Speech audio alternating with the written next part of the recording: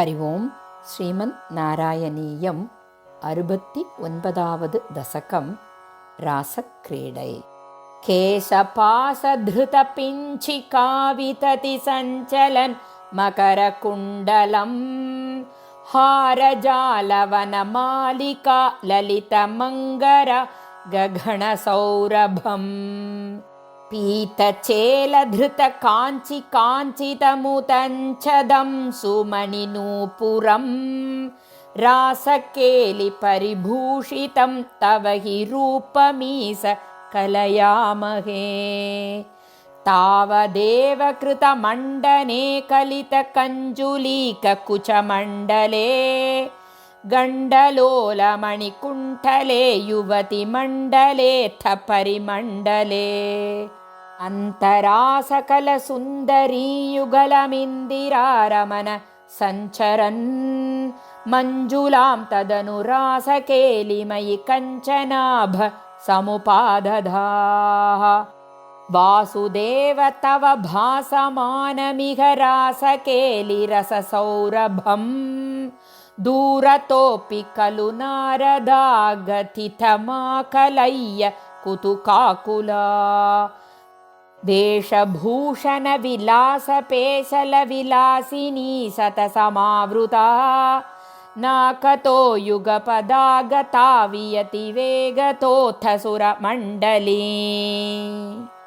वेणुनादकृततानदानकलगानरागगतियोजनालोभनीय मृदुपादपातकृतताళमेलन मनोहरम् पाणिसङ्क्वनितकङ्कणं च मुहुरं सलम्भितकराम्भुजं श्रोणिबिम्बचलदम्बरं भजत रासकेलि रसडम्बरम्. श्रद्धया विरचितानुगानकृततारतारमधुरस्वरे नर्तनेऽथ ललिताङ्गहारलुलिताङ्गहार मणिभूषणे सम्मदेन कृतपुष्पवर्षमलमुन्मिषद् द्विषधां चिन्मये त्वयि निलीयमानमिव सम्मुमोग सवधूकुलम्.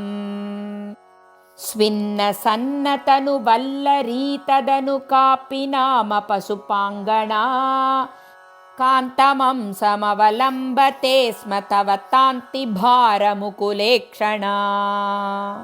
काचिताचलितकुन्तला नवपठीरसारनवसौरभं वञ्चनेन तव चञ्चुचुम्बभुजमञ्चितोरुपुलकाङ्कुरम्. कापि गण्डभुवि सन्निधाय निजगण्डमाकुलितकुण्डलं पुण्यपूरनिधिरन्ववाप तव पूगचर्वितरसामृतम्. इन्दिराविहृतिमन्दिरं भुवनसुन्दरं हि नटनान्तरे त्वामवाप्य दधुरङ्गणाखिमुन सम्मदोन्मदधसान्तरम्. गानमीसविरतं क्रमेण किल वाद्यमेलनमुपारतं ब्रह्मसम्मदरसाकुलाः सतसि केवलं न नृतुरङ्गणाः.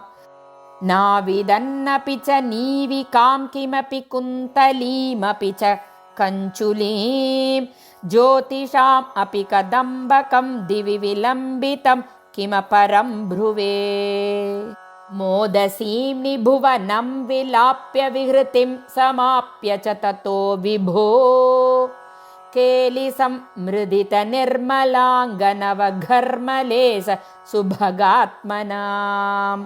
मन्मथासहनचेतसां पशुपयोषितां सुकृतचोदितः तावदाखलितमूर्तिराधधित मारवीरपरमोत्सवान्. केलिभेदपरिलोलिताभिरतिलालिता बिरभलालिभिः स्वैरमीसननुसूरजापयसि चारुनाम विहृतिं व्यधाः.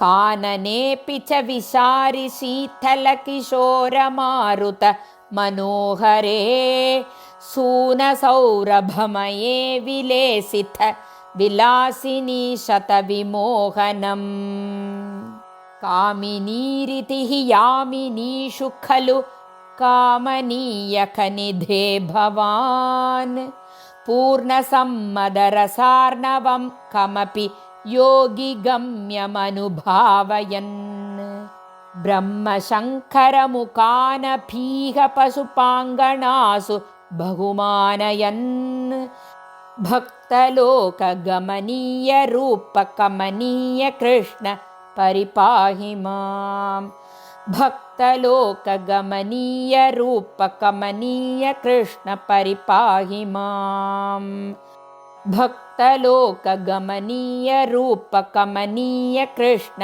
परिपाहि माम् ಶ್ರೀ ಗುರುವಾಯೂರಪ್ಪ ಚರಣೌ ಶರಣಂ ಗೋಪಿಕಾ ಜೀವನ ಸ್ಮರಣಂ ಗೋವಿಂದ ಗೋವಿಂದ ಶ್ರೀ ಹರಯೇ ನಮಃ ಶ್ರೀ ಹರಯೇ ನಮಃ ಶ್ರೀ ಹರಯೇ ನಮಃ